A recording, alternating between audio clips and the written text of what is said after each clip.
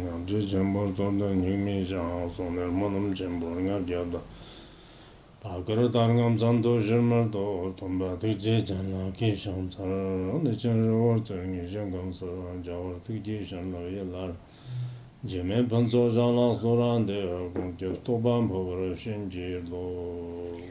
answer paths profound and wonderful Dharma is difficulty encountering billions of aeons. I now see it, hear, receive, and uphold it. I vow to fathom the Tathagata's true meaning, to liberate all beings. Let's generate the supreme bodhicitta.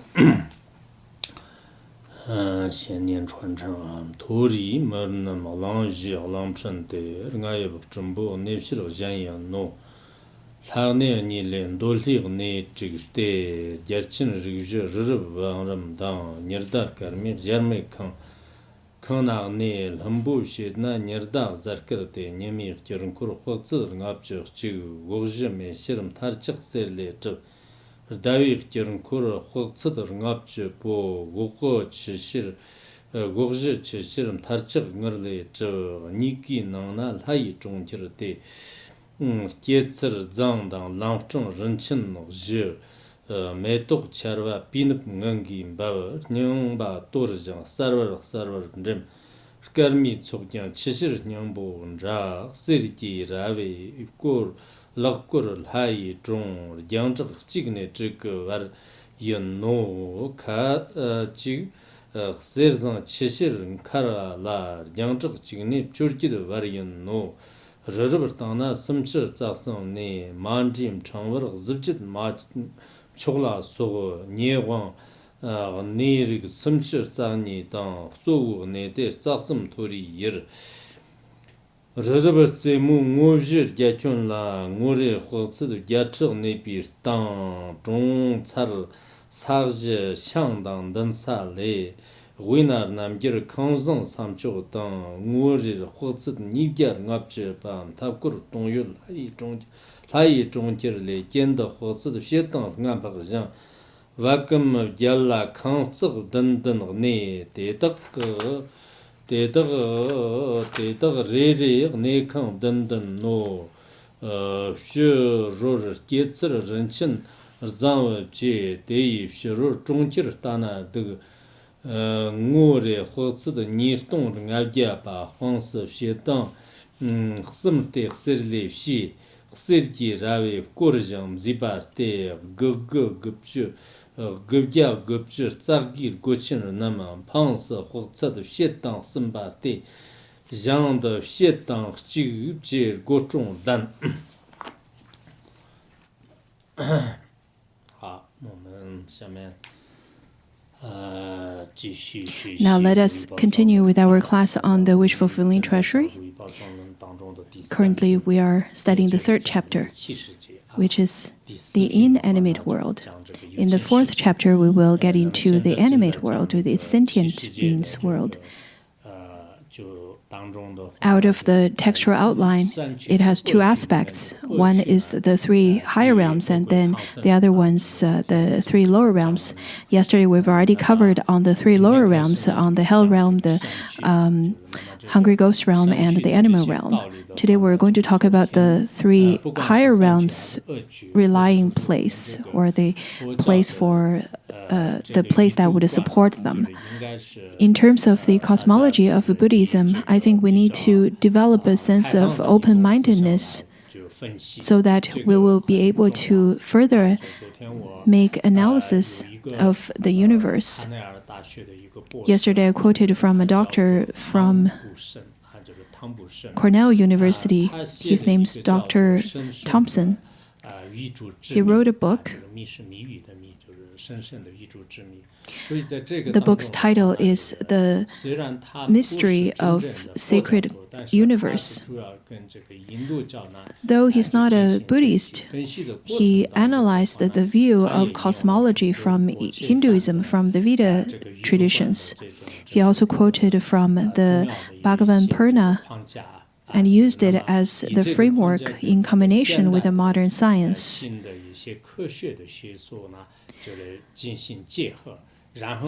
with such kind of combination, he made his analysis. The teaching I gave you yesterday, I think maybe later you will be able to use it. The Buddhist cosmology, the Buddhist view of the universe, is not based on the human perceptions only.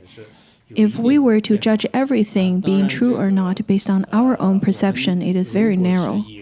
On the other hand, if we were to look at the cosmology from the point of view of Tantrayana, such as through the lens of Kala Chakra or the reverberance of sound Tantra that we've quoted before, the point of view would be extremely different. According to the reverberance of sound Tantra, it is said that the current planet, the planet Earth, according to the reverberance of sound Tantra, is exactly the same as the scientific explanation of the Earth right now. This particular teaching, I've already taught it in a school, a university in Canada. I used this particular teaching. In general, I think we should look at Mount Sumeru and the four great continents and the 3,000-fold world with a much more open attitude. From the Sutra of Right Mindfulness, if the causes and conditions are matured, then one will be able to see it. If the causes and conditions are not matured, are not met, then one will not be able to see it. Why is that? It is because everything derived from causes and conditions. Sometimes these kinds of quotations are easy to remember, sometimes they're difficult to remember. But I think it's quite important to apply these teachings in our practical life. On top of that, I would like to mention, in fact, the study of cosmology has a profound meaning in it. Nowadays, there are lots of universities, they have divinity school. And this kind of divinity school, they would engage in the studies that's not just limited to spirituality nor the materialistic studies. Rather, it talks about the profound force or some profound causes and conditions. Either we explain it through the Buddhist view of cosmology or any other schools and religions. I think it is definitely worthwhile for us to spend time to explore the profundity of cosmology.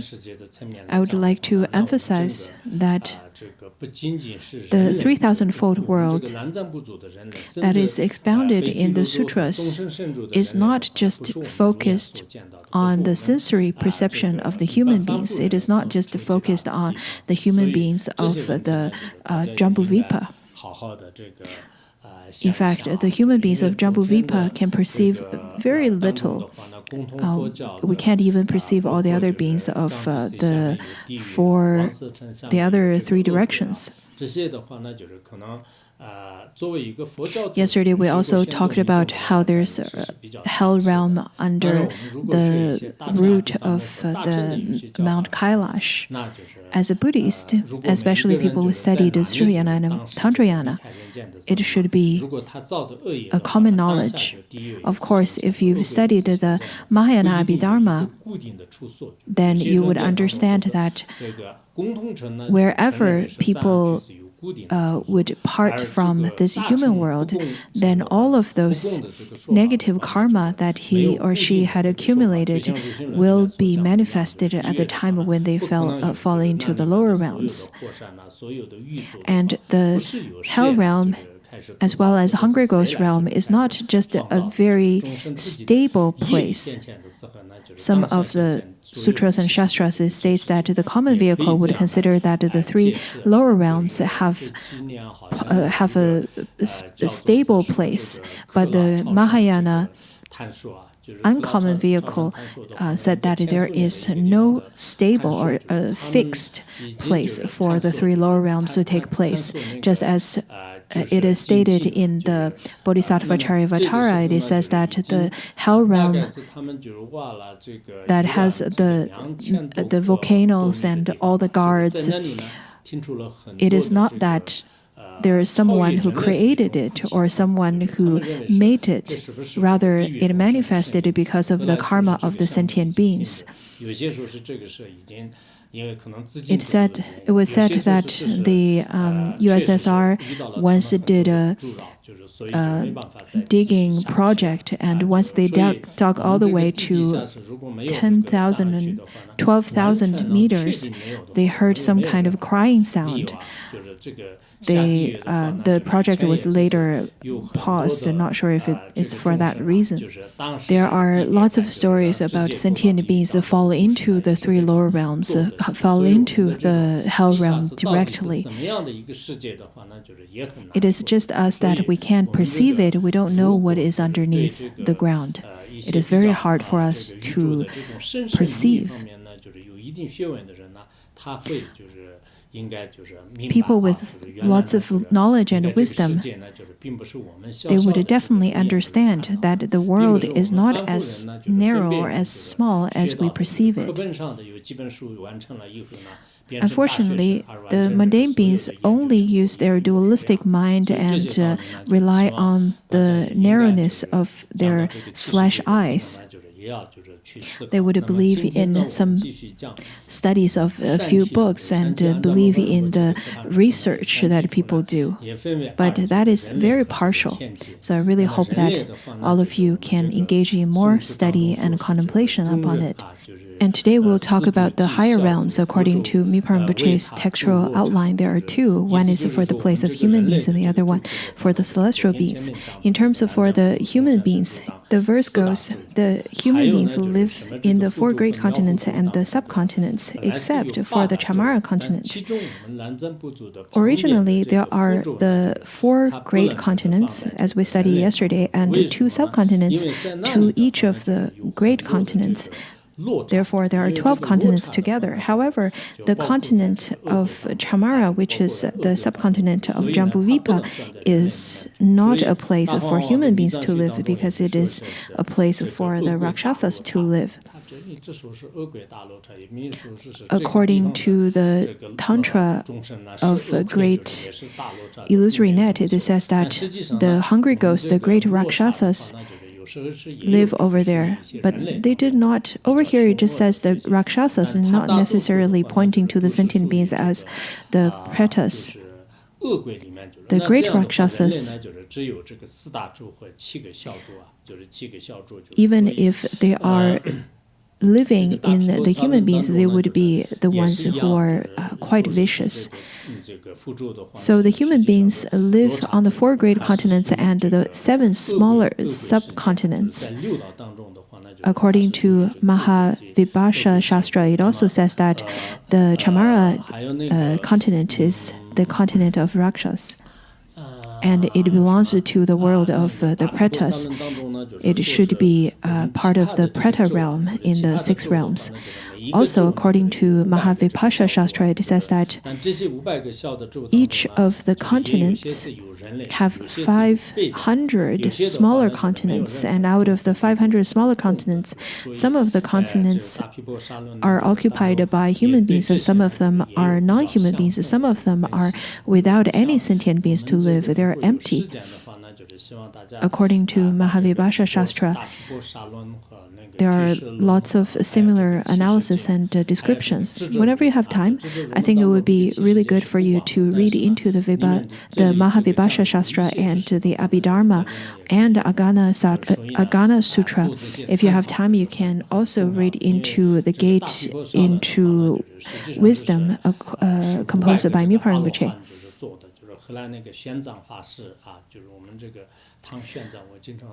It is said that the Mahavibhasha Shastra was composed by 500 arhats, and later Master Shenzang translated this text into Chinese language. It was indeed very difficult. But because of the time that he translated this, so the language is not that easy to understand because it was written in ancient Chinese. Nowadays, I know many people are looking for a reference book for the wish-fulfilling treasury, but it's very difficult to find one because the wish-fulfilling treasury can be considered as a Buddhist encyclopedia. So lots of the teachings within this are different than the teachings given in Abhidharma, than the Mahavibhasha Shastra, but I think they're more close to the Garland of Pearl Tantra. Over here, the place for human beings to live has been expounded in a brief explanation, in a brief verse. It says that in general there are in the 7 subcontinents and the 4 great continents. There are 11 continents, except the Chamara continent is a place for the Rakshas to live. Now that we've already covered the human realm, let's look at the celestial realm. Mipa Rinpoche's textual outline is indeed really excellent. Whenever you have time, I think it would be really wonderful to accompany the commentary, the auto commentary of Wish-Fulfilling Treasury, which is named the White Lotus commentary or Shastra, with the textual outline of Mipa Rinpoche. Over here, it says that there is the brief explanation and extensive explanation. In the brief explanation, it says that there are the 6 heavens of desire realm and the 18 heavens of the form realm.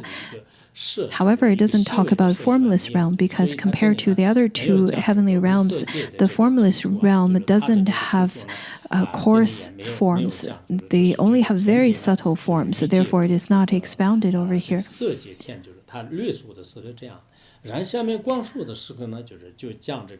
To the extensive explanation, it talks more about the desire realm and form realm. And then in the textual outline, it also talks about Asuras. Why are the Asuras also included in the heavenly realm then? It is because usually we would categorize Asuras in the celestial realm. So the Asuras are not expounded separately, rather it is expounded together along with the 6 desire realms, 6 heavens of desire realms. Now let's look at the desire realm, which also has the brief explanation and the extensive explanation. Let's look at the brief, where we're going to look at the 4 heavenly kings, and then the Trishrimshas heaven, and then Yama heaven, Tushita heaven, Yamanarati heaven, and then the Paranimita heaven. So these are the 6 heavens of the desire realm. For people who started to get into the Buddhist philosophy and the Buddhist teachings, I think it's quite crucial for you to understand this.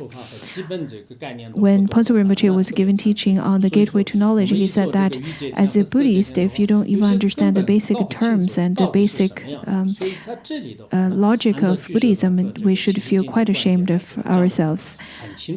According to Abhidharma and Agana Sutra, the teachings are in fact given quite clearly.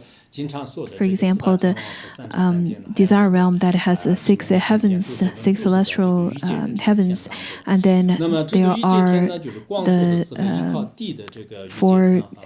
4 heavenly kings heaven, and then the Tushita heaven, and so on. Where in the extensive explanation of the desire realm, it says that there are the ones that relies on ground, and there are the ones that relies in space or have the support of space. So first of all, let's look at the ones that has the support from the space, which is the for the heaven of the four kings, and then the Treasury heaven, the 33 gods heaven. The four heavenly kings are very closely correlated to the sentient beings of Jambudvipa, and the worlds of theirs are also really vast. Whenever we go to a monastery, we will be able to see the four heavenly kings statue at the door of the monastery, but they're not exactly like that. In fact, they're retinues and their worlds and the whole celestial realm of theirs is quite vast and very dignified. Let's look at the four heavenly kings. In the verses, it says that the four heavenly kings resides at the level of Mount Sumeru. It has the sun, moon, and the stars, the immeasurable palace. In the world of the four heavenly kings, there is the sun palace, the moon palace, and the stars palace. According to this teaching, even on the sun, moon, and the stars, there are the worlds of the celestial beings. This immeasurable palace, how do the four heavenly kings live there? Or where is it? In fact, the form realm and desire realm, they are already at the top of Mount Sumeru. It is already above the water. Since we've already talked about how there are different levels of Mount Sumeru, so they reside on the top of it.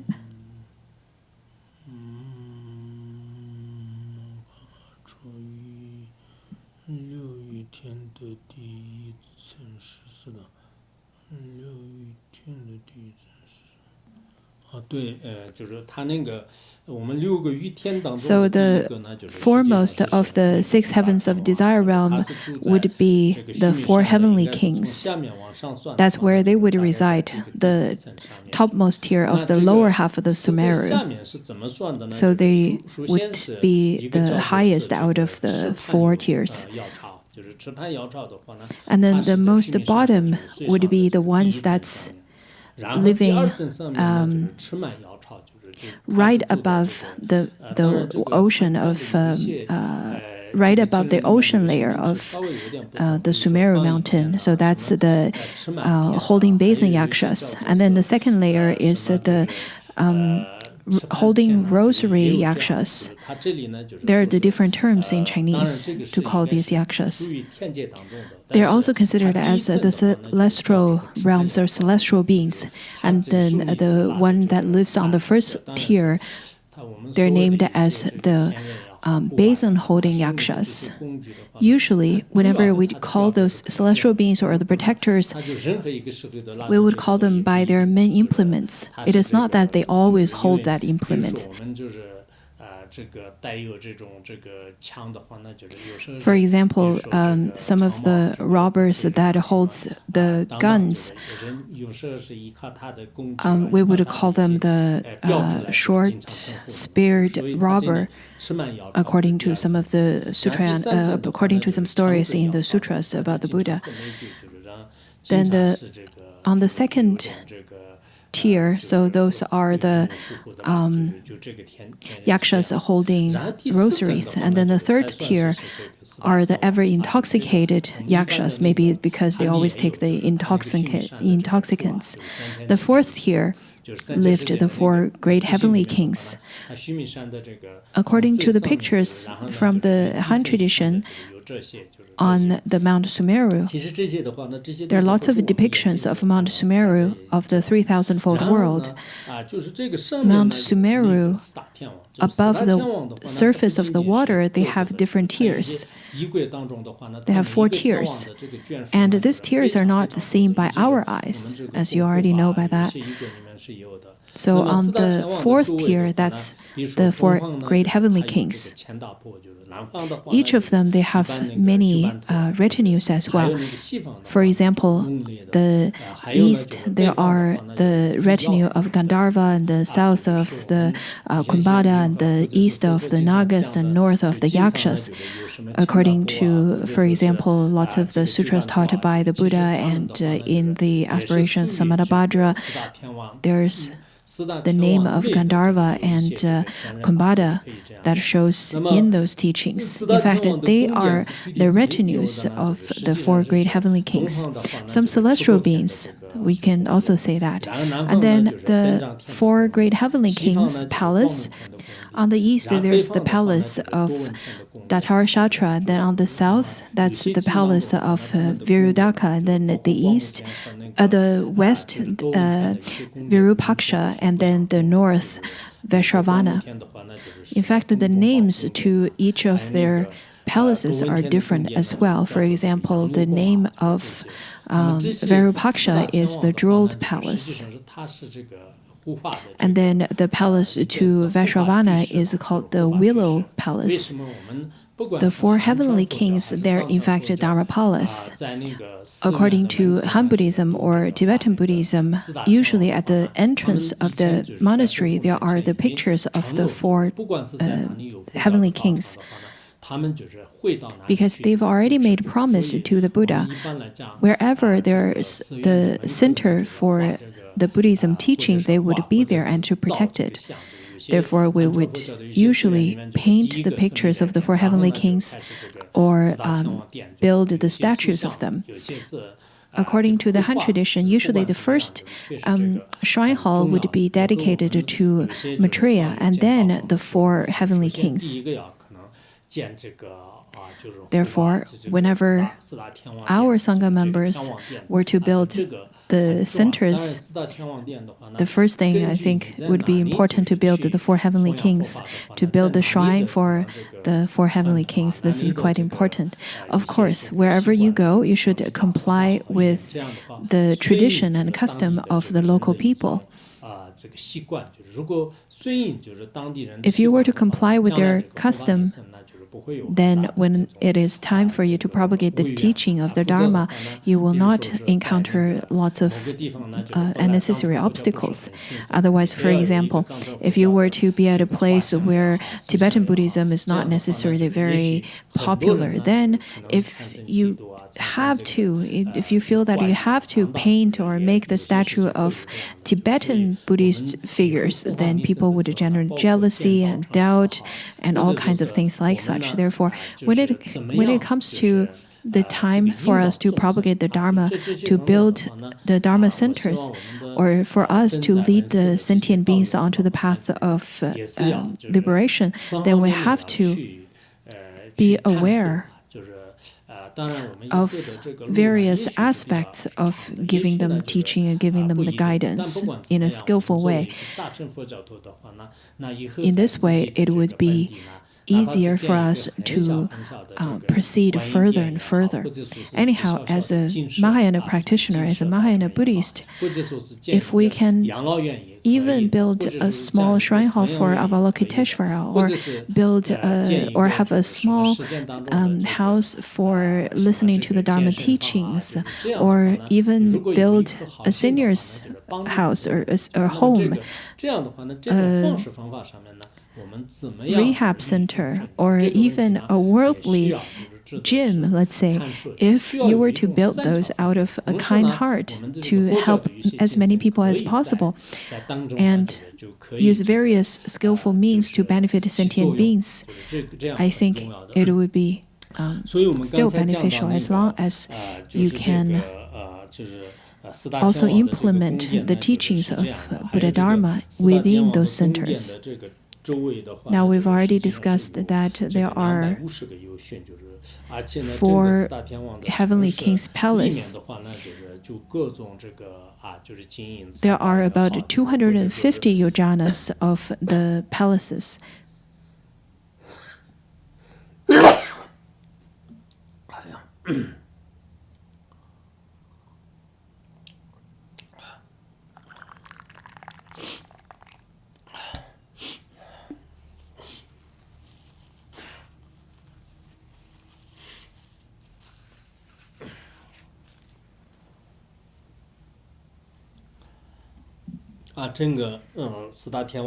Within the cities of the four heavenly kings, there are all kinds of gold and silver and wealth. There's the scattered gold glitters and the sandal fragrant water that's scattered and spread everywhere. And then there's the ocean of flowers, the pond that's made of four jewels, also the wish-fulfilling trees and all kinds of fresh flowers, all kinds of birds and bees. Even whenever we think of all kinds of beautiful environment in the human realm, it is not comparable to that of the palace, the heavenly palace. If you remember, we've already talked about there are 7 great mountains, and out of which there is the Ugandara mountain. On top of that, there is the palace of the 4 heavenly kings. In fact, not just that, on all the 7 golden mountains, there are the palaces of the 4 heavenly kings, because they tap into many different areas. For example, in the human realm, there are the mountain spirits and tree spirits and water spirits, ocean spirits. All of those spirits are the celestial beings living in the 4 heavenly kings' realm. Rather, they would live in different areas, in different locations in this world. Therefore, according to Mahavibhasha Shastra, it says that the place for the 4 heavenly kings to reside is of the most vast. According to Longchenpa, he also said that the residing place of the 4 heavenly kings is indeed quite wide and vast. According to the Sutra of Mindfulness, it says that the palace of the 4 heavenly kings has all kinds of flowers and trees and the garden of enjoyments. Therefore, whenever we think of the palace of the 4 heavenly kings, they're kind of equivalent to the most beautiful and most developed and the most perfect cities in the human realm. Next, we're going to look at the sun and moon and stars, because according to Mipa Rinpoche's textual outline, he expounded the 4 heavenly kings' palace and realm along with the sun, moon, and stars. Let's look at the sun, moon, and stars heavenly realm. It says that half of the Sumeru, the sun, moon, and stars, the sun disk is of 51 yojanas. The base is made of fire crystal and circled by gold. The moon disk is of 50 yojanas. The base is made of water crystal and circled by silver. In terms of half of Sumeru, we've already studied that Sumeru has 80,000 yojanas above the water surface and 80,000 yojanas below the water surface. So half of Sumeru points to half of the Sumeru that is above the water. Therefore, we know that the 4 heavenly kings live right in the center, in the middle of Mount Sumeru. Right over there, there is the Ugandara Mountains, and that's where the sun and moon takes rotation.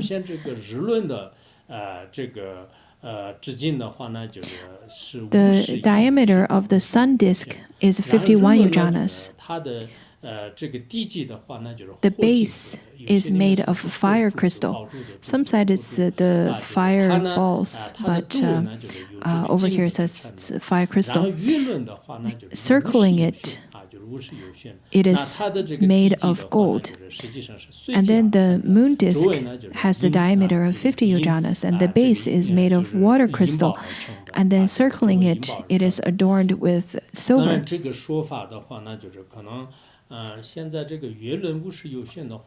It seems that when we look at how the moon is of 50 yojanas in diameter,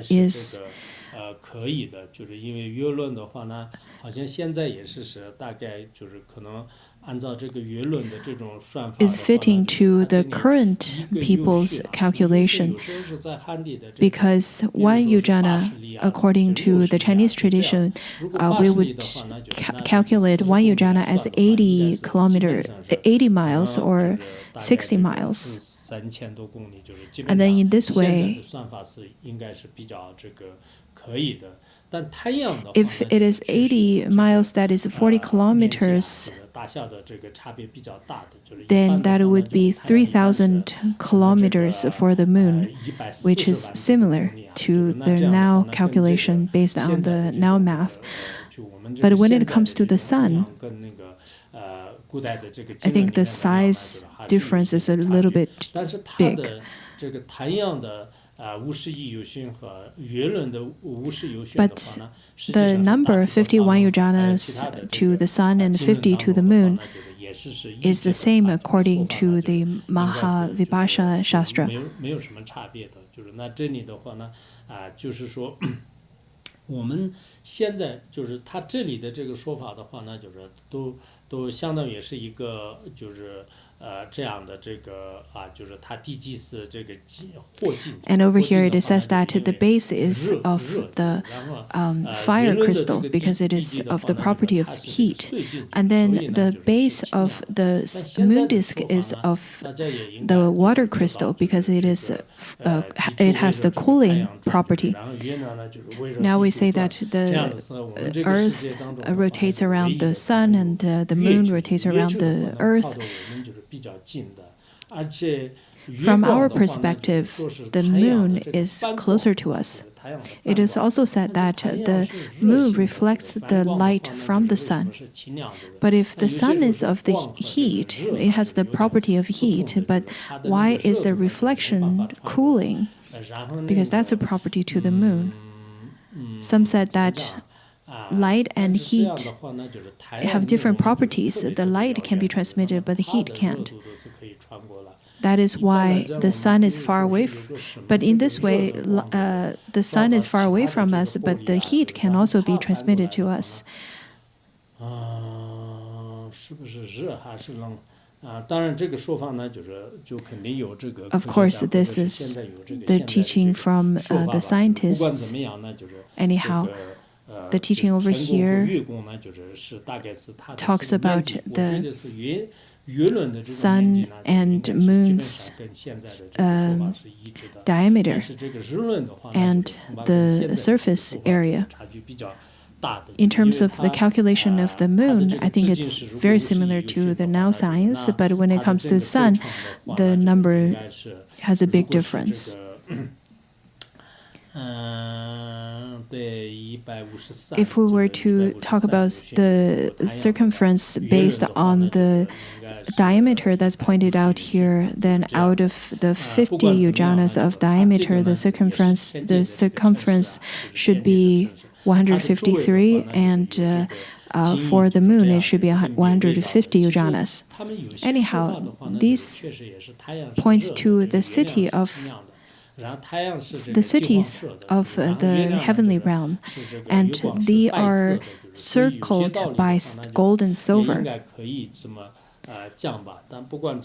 The gold and silver maybe refers to also the property of the sun, which is heat, and the silver points to the cooling property of the moon. There are folklores where we would talk about how there are celestial the celestial beings living over there in the sun palace and the moon palace. Back in 1993, when Ponso Rinpoche went to United States, I went there with him. We also went to the museum that commemorates the moon landing. Of course, that happened about half a century ago, around the 60s. When they landed on the moon, since there's no internet, people watched it through television. But that was the only time people landed on the moon, human beings landed on the moon. But ever since then, why people never went onto the moon again? Some said that it's because the United States doesn't want to leak this secret, as there are some very secretive technology that's used but no longer available.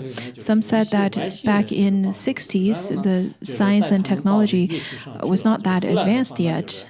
It was due to some of the help from the aliens. Not sure exactly what the reason was.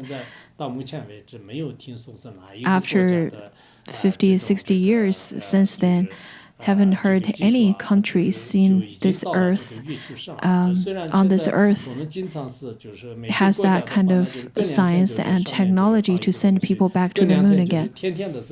Though that we often see different countries would send spacecraft to place one or two things here and there every few days, but not many people, but never since then people were sent to the moon again. Anyhow, that is not really part of our domain of experience. But whenever we look at the image of the moon, it doesn't seem as beautiful as the descriptions given over here.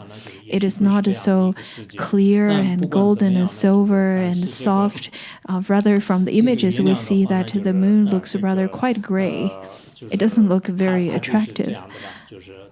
But from the human's perspective, that is different. From the celestial beings' realm, and from their perception, it could be a completely different world. In the verse over here, it says that within the sun and moon, there is the celestial cities. It is made with gardens, forests, ponds, and roads with the jewels as its base. The rains of flower naturally falls from the sky and submerge over knees. The old flowers would naturally disappear, and the new ones would start to layer on top of it, which makes it more vibrant and clear. According to the verses, it says that within the sun and moon there's the celestial cities. But according to the auto commentary, it is above or on top. Anyhow, the description states that the city within is quite beautiful. It is adorned with 4 kinds of jewels and treasures, and the ground has been adorned with all kinds of colors and flowers. The flowers are really tall. It could submerge one's knees. But I think it must be very difficult to walk, because it would be like walking in a ball pit pools, just like the kids would play in those theme parks. And within those ring of flowers, since it descends naturally, but the old ones would naturally be blown away by the wind, and the new ones would naturally then appear. So the whole celestial realm, the roads and the gold glitter and the water pond and the birds, they're really beautiful, quite a marvelous scenery. The celestial beings and the divas and divas, they would have all their enjoyments and activities over there.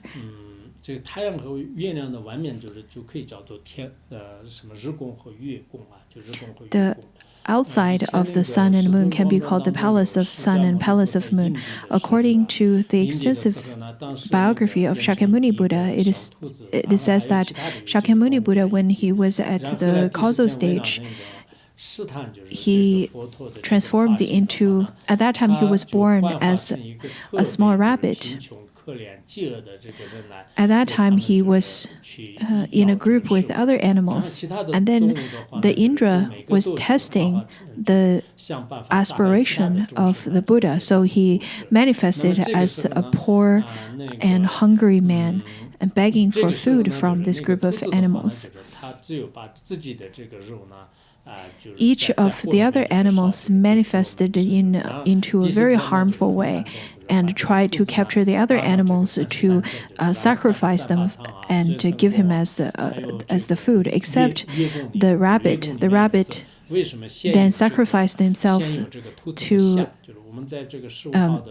sacrifice himself and offered himself as the food to the Indra, who pretend to be a poor man at that time.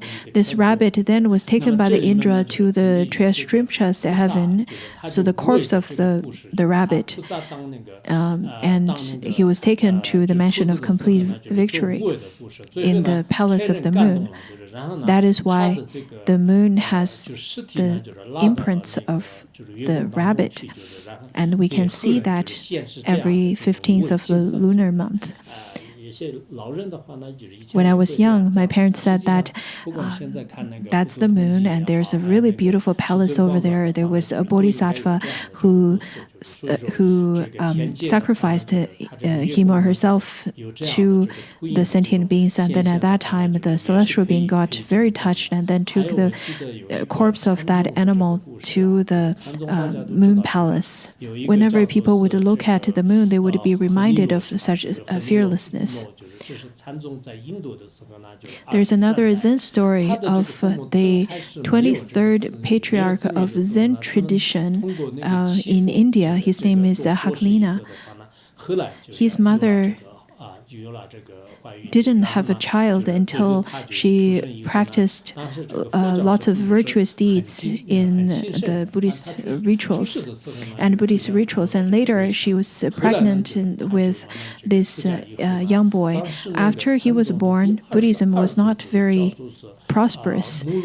But at the time of his birth, many of auspicious signs were shown. While he slowly grew up, and then he got ordained and studied under the 22nd patriarch, whose name was Manura.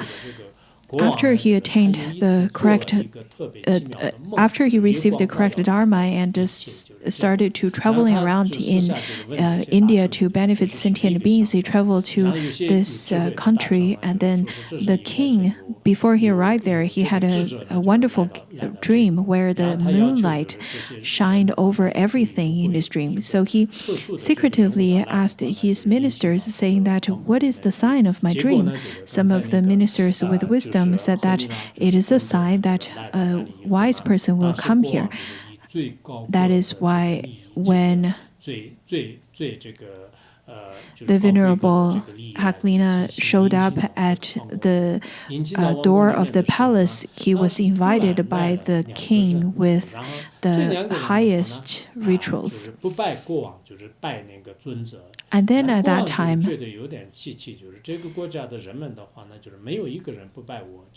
two people came forth, but these two people, instead of paying homage to the king, they paid homage to the Venerable Haklina. The king said, "Well, this is really strange, because in my country, everyone pay homage to me." And then he asked these two people, "Who are you?" The Venerable said, "In fact, these two are not human beings, they are celestial beings. They are the celestial beings who lived in the Sun Palace and the Moon Palace. It is because in my past life I had given them the virtuous teachings of Dharma, therefore they took rebirth into the celestial realm. So they came all the way to here this time to prostrate to me in order to show their gratitude." In this world, there are lots of the celestial realm, celestial worlds. That's the teaching then the Venerable taught to the king. Therefore, we can see, let it be the Zen tradition or other great masters' teachings, there are indeed some human beings and celestial beings, even celestial beings from the Treasury heaven or from the four heavenly kings' palace, and they would travel all the way to the human realm to listen to the Dharma teaching. Especially if you remember from the sutras, it says that when Shakyamuni Buddha was giving the teachings, often we look at the description of some celestial beings would travel all the way to Jambudvipa to listen to the teaching. Some from the Treasury and some from the other places. Now let's look at the stars. The stars are the treasure of water crystal as well. They're surrounded by gold and circling around the city of celestial realm. They part from one another from 1 to 6 crochets.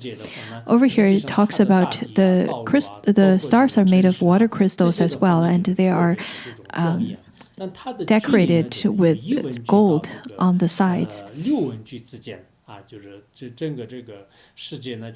So the stars' worlds, including all the roads and the cities, they're really beautiful. But the distance between one another is rather quite short. It is about 1 crochet to 6 crochets in between. The particular difference is different than the now distance that we talk about. Some wise ones would agree to this. It is made of gold, copper, water crystal, and tin. The distance between each ranges from 1 to 18 crochets. According to Gateway to Knowledge, it also talks about the calculation of crochet and yojana. For example, the 50 bowl length equal to 1 crochet, and 8 crochets is 1 yojana. Some of the wise ones consider that this world of stars, all these celestial palaces, are made of gold and copper and tin. Nowadays, we say that the sun has light, but the other stars and planets, they don't have light. So the stars are made of copper and tin. And the stars are very small. They are about of 18 crochets to 1 crochet. Now we've already covered the 4 heavenly kings and the celestial realm of the 4 heavenly kings. Not sure how you feel about it now. Let's talk about the second layer of the celestial realm, which is the Treasury heaven. Now we're going to talk about the location and the difference of wealth, because the Treasury heaven is very wealthy. On top of Mount Sumeru, there is a Treasury heaven. Without mixing, there are brilliant garland, supreme magnificence, and so on. The 32 king-like ones. In the center, there is the 33rd king who resides over there.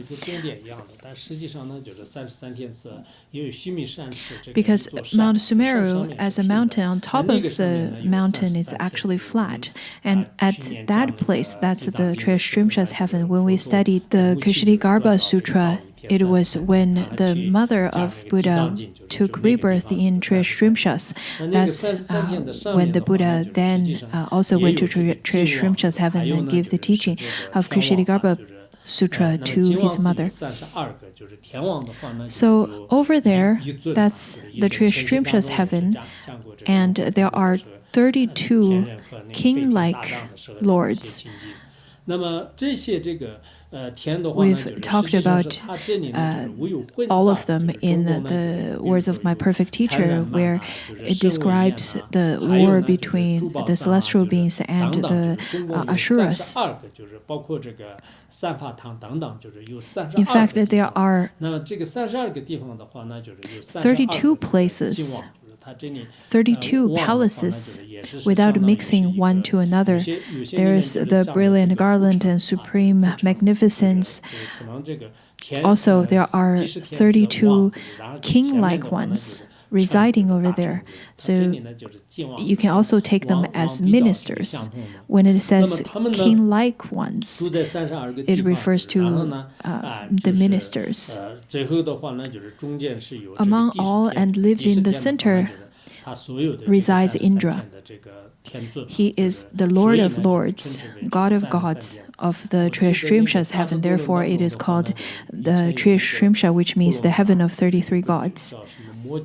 I remember in the Mahaprajna Shastra, Mahaprajna Paramita Shastra, it says that there was once a Brahma, and at that time there were 33 of them practicing virtuous deeds altogether, after which they took rebirth in the heavenly realm.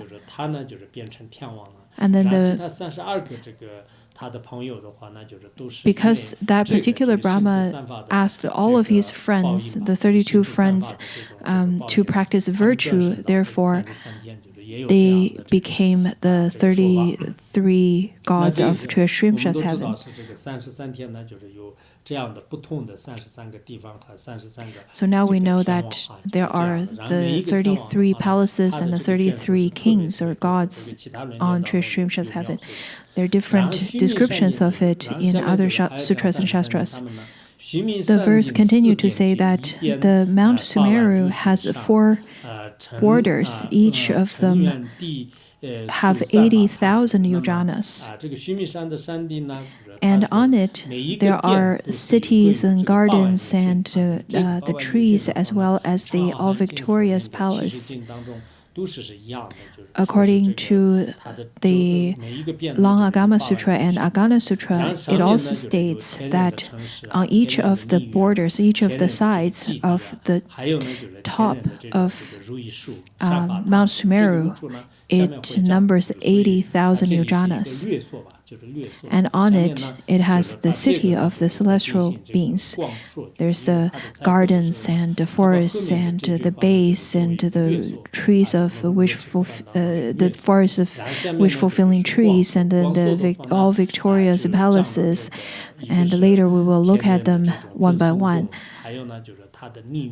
In the textual outline, Mipa Rinpoche specifically said that there is the brief explanation and then there's the extensive explanation. In terms of the extensive explanation, it mainly talks about the differences of its wealth. So let's look at the all-victorious palace. In the center, there is the all-victorious palace, each of the sides numbering 250 yojanas. The circumference is of thousands, and in the celestial city, the height in the middle is about 2.5 yojanas. Here it says that in the center of Mount Sumeru, there is the Sudarshana city, the capital city. And in the center of the center, there is the all-victorious palace. That is the palace of the Indra. It is of the most magnificent. Just as people may have many houses, but the most beautiful one is considered as the main palace. So the palace of all-victorious palace is about 250 yojanas on its 4 sides, and it is of the shape of a square. Altogether, the circumference is 1,000 yojanas. Let it be in the celestial realm or in the ancient cities of the ancient palaces. I think people like to build those square-shaped houses. Nowadays, when it comes to building houses or monasteries, the shapes tend to be still quite cubic because that is more magnificent. It's probably out of very special cosmic conditions. So the height of it is 2.5 yojanas and the circumference is about 1,000 yojanas. The palace has 8 large shrine halls, which also has 7 levels. So each of them has 7 levels. Around it, there are gardens and forests as well as ponds of treasures. On the Trishrimsha's heaven, at the level of the capital city Sudarshana, Then, as we already stated, that it is of 2.5 yujanas. Inside the city, let it be the ground or the base, they're all made of the 4 types of jewels. The pillar and the base of the pillar, they are made of all kinds of rare treasures and jewels and gems. They're extremely magnificent. All kinds of tassels are made of jewels, especially the 8 palaces, the 8 shrine halls on the sides. Each of those shrine halls have 7 layers. Just imagine a very luxurious house that people have nowadays. And around those luxurious housing community, you would be able to see gardens and ponds, and except in the Treasury heaven, they're made of all kinds of jewels and treasures, even the walls, even the ponds. And then they're filled with lotus flowers, and all kinds of birds would fly by, and there are lots of wish-fulfilling trees adorning that environment. Let's look at the description of the city. On the out layer of the capital city of Sudashana, there are about 2,500 yujanas on each side. The height is about 2.5, and they're made of gold. The gold circling around, they're extremely beautiful. There are 999 great doors. Each takes height of 2.5 yujanas. The width is 1.5. Each are guarded by protectors. So this city, the capital city of Sudashana, on the outside of it, it is circled by walls. Each of them takes 2,500 yujanas. If you remember, the city itself has 250 yujanas by each of the sides. So the wall on the outside, circling on the outside, takes 2,500 yujanas, and together the circumference would be 10,000 yujanas. The height of each of the wall would be 2.5 yujanas. Whenever we imagine this capital city, it is just like the palace to the king, to the emperors. All the walls are painted yellow, and they have lots of gardens, ponds, and there are 999 gates.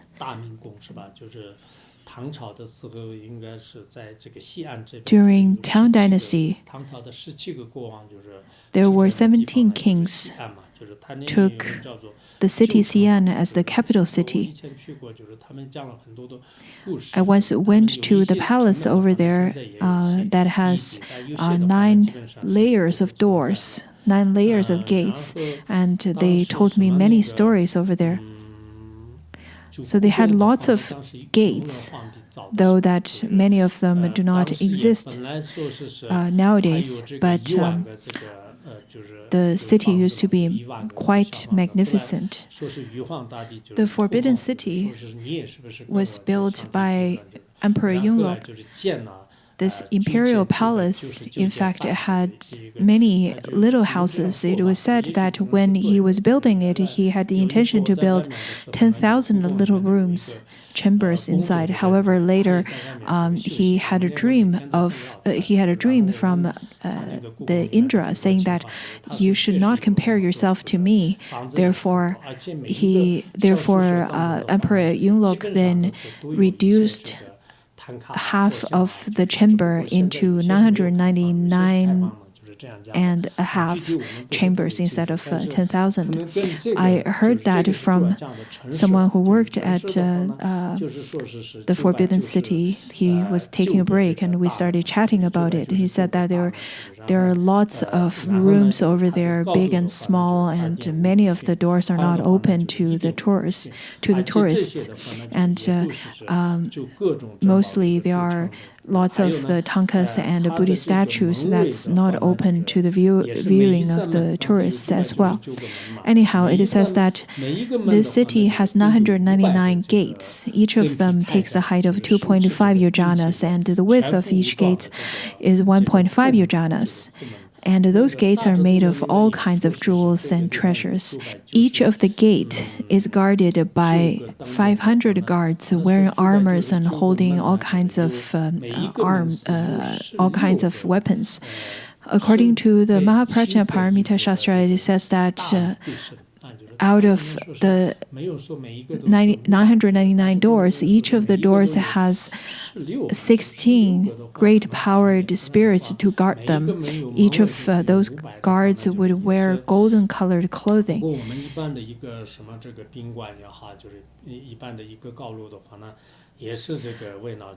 Maybe 16 sounds more plausible to our ears. Otherwise, if there are 500 to each door, that's a lot.